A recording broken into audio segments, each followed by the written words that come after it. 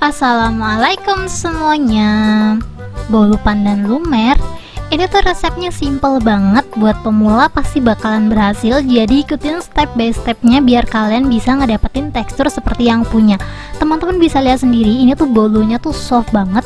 Dan flanya tuh lumernya nggak lebay, dia tuh nggak padat tapi benar-benar lumer ya. Ini tuh no oven, jadi kalau teman-teman nggak punya oven wajib banget sih nonton video ini sampai habis.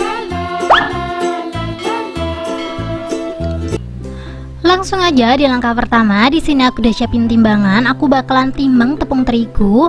Ini tepung terigunya langsung aku saring ya teman-teman ya. Jadi teman-teman bisa lihat sendiri. Ini udah aku nolin dan langsung aja aku timbang tepung terigunya. Di sini untuk tepung terigunya aku pakai 50 gram dan aku pakai yang curah. Jadi aku nggak pakai tepung terigu yang merek-merek gitu. Jadi bener-bener produk yang aku pakai itu produk ekonomis. Ini sekalian aku bakalan masukin baking powder kurang lebih 1/4 sendok teh.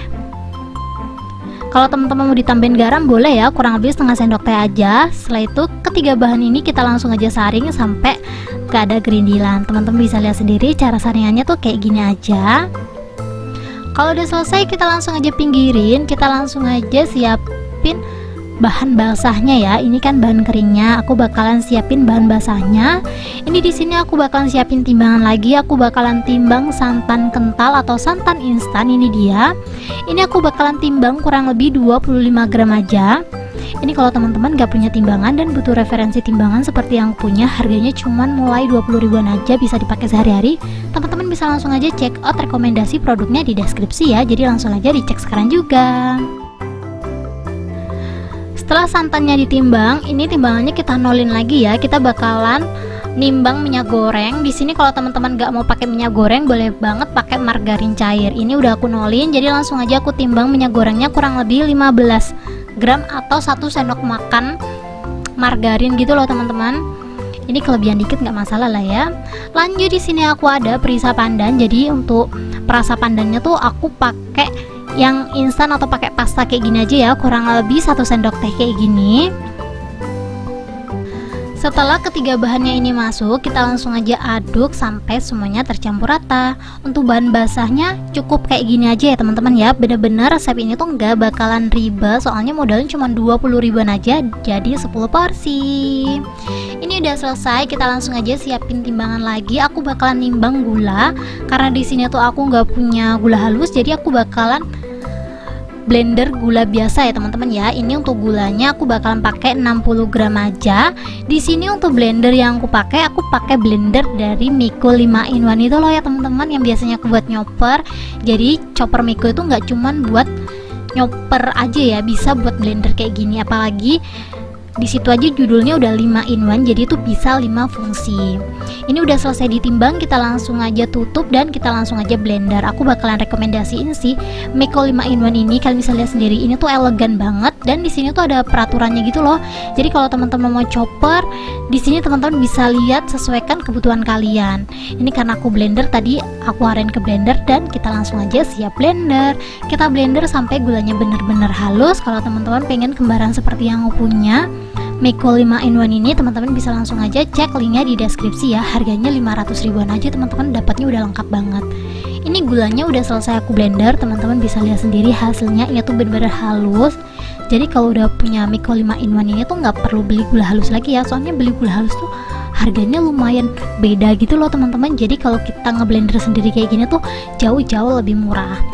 Gulanya udah masuk, aku bakalan tambahin 2 butir telur. Ini telur aku tuh ukurannya lumayan gede gitu ya, teman-teman bisa lihat di video.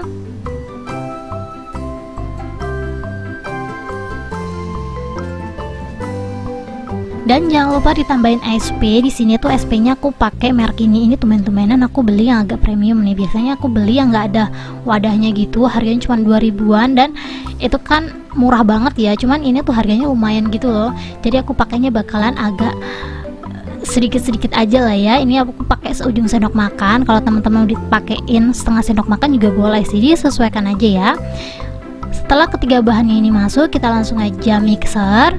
Ini di mixer sampai dia tuh putih pucat berjejak. Kalau teman-teman nggak punya mixer, butuh rekomendasi mixer yang bener-bener worth it banget buat dibeli, bisa dipakai bertahun-tahun. Sok cek rekomendasi produknya di deskripsi, aku bakalan rekomendasiin mixer yang seperti yang punya ini.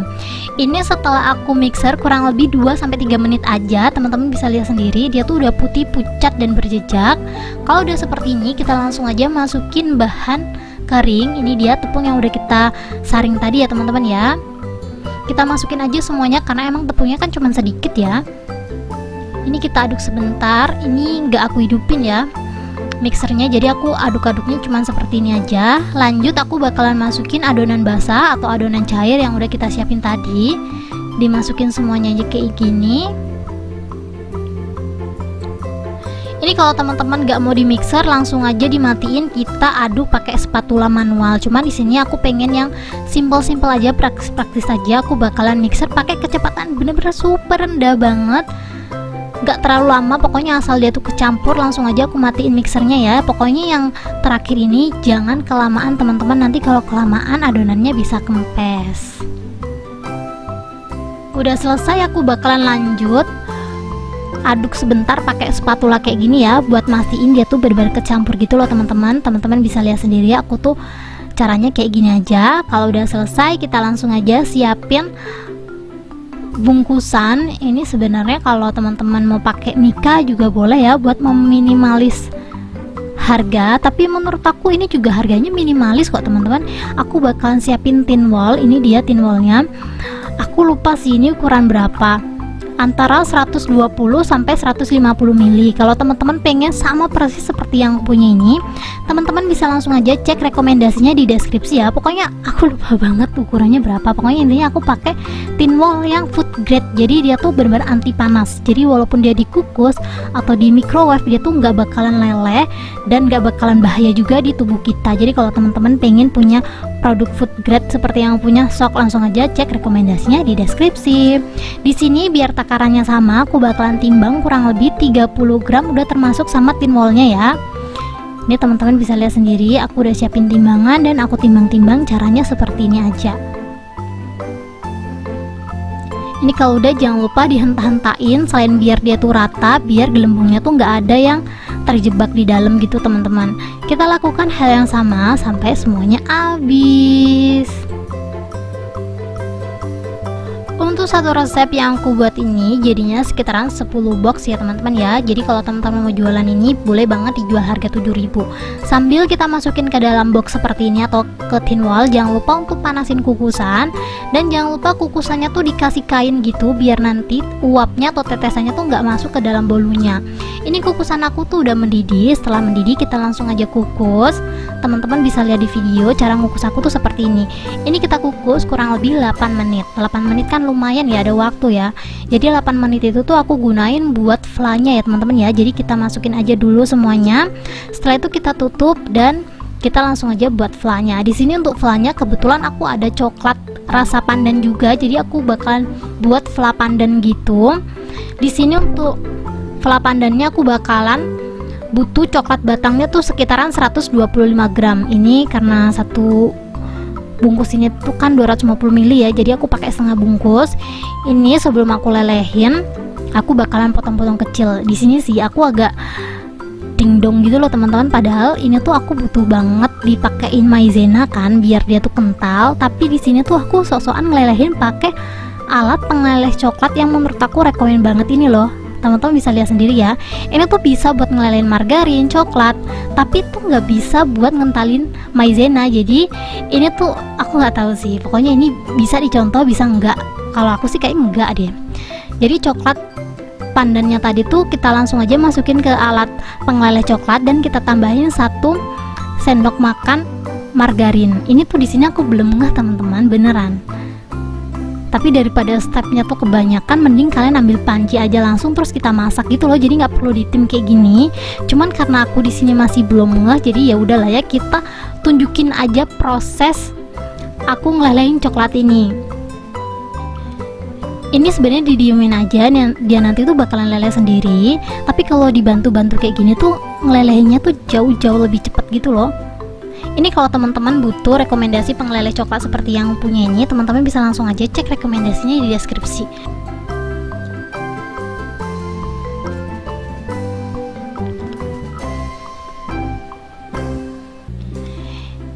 Ini coklatnya udah mulai leleh, tapi bolu aku tuh udah mateng gitu loh teman-teman. Jadi aku bakalan ngelanjutin bolu aku dulu ya. Jadi ini aku tinggal dan aku bakalan angkat dulu bolunya. Teman-teman bisa lihat sendiri hasilnya kurang lebih seperti ini.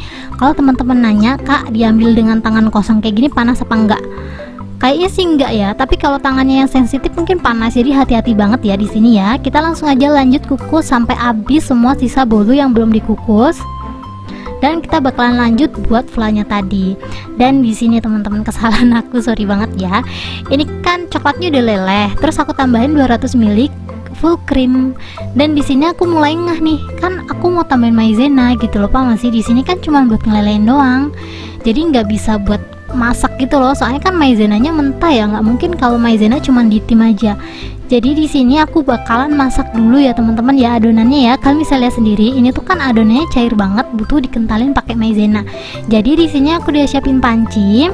Aku bakalan tuangin coklat yang udah aku tim tadi ke dalam panci ini buat dimasak. Kalau teman-teman gak mau cara ribet itu tadi, kalian bisa langsung aja masukin susu, coklat batang, terus margarin. Tadi tuh langsung jadi satu di sini, terus kita masak tuh nggak masalah ya. Jadi nggak perlu dilelehin lagi seperti yang punya tadi. Setelah masuk semuanya, kita langsung aja tambahin 1 sendok makan tepung maizena. Jangan terlalu banyak ya, soalnya kalau terlalu banyak nanti flanya bakalan padat gitu hasilnya. Sorry banget ya teman-teman ya, gara-gara aku kelupaan maizena, prosesnya tuh jadi panjang gitu loh. Tapi nggak masalah lah ya, yang penting masih bisa diperbaikin. Ini kita langsung aja masak seperti biasa. Kita masak sampai adonannya tuh mendidih. Kita terus aduk ya, biar nggak ada gumpalannya gitu teman-teman. Kalian bisa lihat sendiri, aku ngaduknya seperti ini aja. Pokoknya aku aduk terus aja. Setelah dia mendidih dan udah mengental kayak gini, kita langsung aja matiin kompor dan kita tunggu sampai dia tuh bener-bener dingin. Setelah dingin, kita langsung aja tuang flanya ke dalam bolu yang udah kita masak tadi. Ambilnya 1 centong sup seperti ini aja. Kita tuang semuanya kayak gini. Setelah itu kita ratain ya. Tuh kayak gini, hasilnya glowing banget ya. Kalau udah kayak gini, kita langsung aja siapin hiasan. Di sini untuk hiasannya aku pakai scramble apa crumble gitu, aku nggak tahu sih. Pokoknya itulah, kalau teman-teman butuh rekomendasinya, cek rekomendasinya di deskripsi ya. Aku bakalan kasih rekomendasinya di sana. Ini kita langsung aja kasih topping sesuai selera. Boleh pakai Oreo, boleh pakai kelapa, boleh pakai keju. Cuman kayaknya kalau keju rasanya kurang cocok nggak sih? Jadi aku pakai ini aja, walaupun agak-agak nyambung, tapi ini tuh enak banget gitu loh teman-teman. Ini tuh rasa melon ya. Dan ini dia hasilnya setelah aku buat semuanya. Buat teman-teman yang nanya, Kak, resep glowingnya apa? Ini tuh aku pakai margarin teman-teman. Jadi hasil flanya tuh bisa glowing kayak gini tuh gara-gara margarin. Kalian bisa lihat sendiri ya, ini tuh bener-bener glowing banget. Tanpa berlama-lama, aku bakalan tunjukin betapa softnya bolu ini. Ini tuh tanpa oven tapi bisa ya se-soft ini. Aku juga nggak paham nih kenapa resep yang aku buat ini tuh bisa seenak ini. Ini tanpa berlama-lama langsung aja kita cobain ya. Ini aku tambahin hiasannya biar cakep aja gitu teman-teman, biar rame gitu. Ini langsung aja kita cobain. Bismillahirrahmanirrahim. Masya Allah, flanya tuh bener-bener leleh banget di mulut teman-teman. Dan bolunya tuh kayak membal kayak spons gitu loh. Pokoknya ini enak banget. Buat kalian penasaran, sok langsung aja dicobain di rumah. Thank you buat teman-teman yang udah menonton video aku sampai habis.